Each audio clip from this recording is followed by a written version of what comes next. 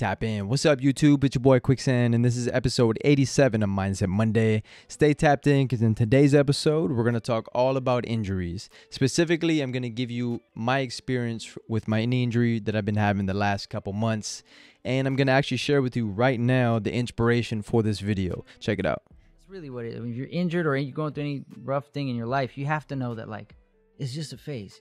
You're going to get through it. But when you're in it, you're like, bro, this is never going to end. Look at how many other guys you know, friends of yours, skaters, that have gone through the same injury or worse, and they're back and they're fine. So if they can make it, you can make it. There's nothing different that's wrong with you that you can't do it. Stick to the program, go to physical therapy, listen to what they tell you to do, and just do it. Bumpy roads are going to happen. So it's your time, bro. This is just part of the journey. So I just would like tell myself like this all the time. If you weren't familiar with who that was professional skater Paul Rodriquez, and he was speaking about his knee injury. He had an ACL tear a couple years ago, and he had surgery, and he's finally fully recovered. And he was just speaking about the process and his mindset and how frustrating it was. But he also spoke about, as you heard, that this is just a part of your journey, and it's going to get better. You just have to trust in that process. Take it step by step and day by day, and just believe that it will get better. And for me, these are the things that I need to continue to tell myself and continue to listen to, because I've been dealing with the knee injury for the past couple months, since November of 2022, and now it's July of 2023, and I haven't been the same since. I haven't been explosive. I haven't really ran at full speed in so long, and so it's just frustrating to not be able to walk around pain-free, but also not being able to play and train and coach how I want to coach, you know. And so it's teaching me, and it's really testing my patience. It's testing how disciplined I can be. And, you know, honestly, these are two things that I need more of in my life. So it's not only going to help me in this moment to rehabilitate, but it's also going to help me in other areas in my life that require patience and discipline, like coaching. Like, say for example, you know, I'm working with a kid who needs to work on their left-hand layup, and they're having trouble figuring out the right footwork and the hand placement and stuff. So when I'm in those situations, I need to take it one step at a time. And it becomes like, okay, instead of working on dribbling to the basket and then finishing the layup, let's just work on no dribbles at all and work on your footwork. So instead of working on the final product, you start breaking down what it takes to get to that final product. And so for me, I've been working on, I have a slant board that I'm pointing at right on the floor, and I've been stretching on the slant board. I've been doing at least 3 times a week exercises that will help strengthen my quads, my hamstrings, and my glutes, enough for me to prevent injuries in the future, but also to strengthen what I already have now in order for me to get over this current injury. It's testing me every single day. And I just also purchased the GBG app. And in this app, Coach Mike G, he's a professional trainer. He works with NBA players, and he has a program that helps with knee injuries. So, you know, knee recovery, you can do like prehab and rehab with the same program. So I'm going to definitely get on this program. I'm going to work my butt off to be able to get back to my sport and get back to the sport pain-free, but also get back to coaching pain-free. I like to lead by example when I coach.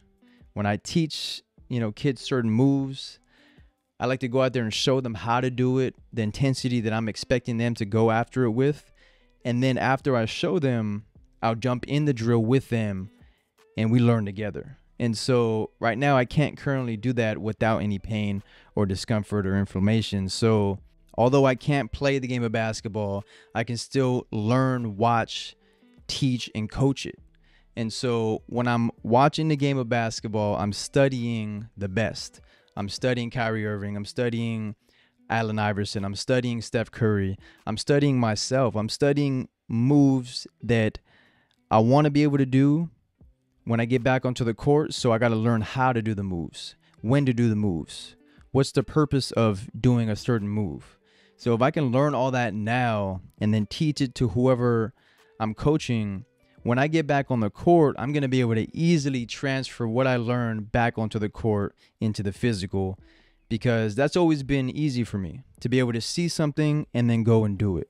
And so being around the game, watching high-level basketball on YouTube, I can go back and study all the best games, see what they did right, see what they did wrong, learn from it, and still be around the game and still get my fix. You know, if you're currently dealing with any type of injury or any just type of frustrations in your life, write down all your frustrations. What is it that's getting you upset? What is it that you can do that's in your control that will help prevent or even just get rid of some of these emotions? And so for me, speaking about it with people has helped. Speaking to other people who have had worse injuries than me has helped. And watching videos like Paul Rodriquez in that podcast, him speaking about the positive affirmations that he was saying to himself, that helps me. It helps me because I know that I'm not alone, that other people could have had a worse injury than me and they bounced back. And so with that knowledge, I'm going to be able to teach teens, kids, and other adults what I've learned in order to prevent. And I know a big part of prevention is obviously, for example, if I'm going to go and play in a game, let's say I'm injury free, I'm back to normal, even back even better. I can't just go and hop into a game, you know, at my local gym without warming up. So a dynamic warm-up is important. Holding each stretch for like 3 to 5 seconds, getting in like multi-directional exercises before I actually play. So whatever movement I'm going to do on the basketball court, mimic that in your warm-up. And so when you do this, your body isn't shocked when it gets into the game and it starts going at high intensities, because you've already like shown your body what you're going to be doing beforehand. And so that's important, that I need to do that more often. But also after the session is where I need to get better with. And after the session, meaning the cool down, now getting in those static stretches, the 30-second stretches on your hamstrings and your quads and your glutes, on your ankles, on your feet, you know, just hitting all the areas that are necessary for you know, recovery. And so these are just things I'm learning throughout this process. I know a couple people who have had some serious injuries or are dealing with serious injuries right now. So all positive energy and love given toward you guys, man. Verdugo, David, I know Andy hurt his knee a while back. He's back now. Travis hurt his knee a couple times. He's back now. You know, myself. I mean, you know, I know a couple other people, man. And it's just like, it's frustrating. I am blessed. I am grateful to be here, and the fact that it's not worse, and it could be worse. Okay, so I'm gonna just take it day by day, one step at a time. Thank you all for watching. I hope that this video can give you some light. I'll see you on the next episode 88 next week. Tap out.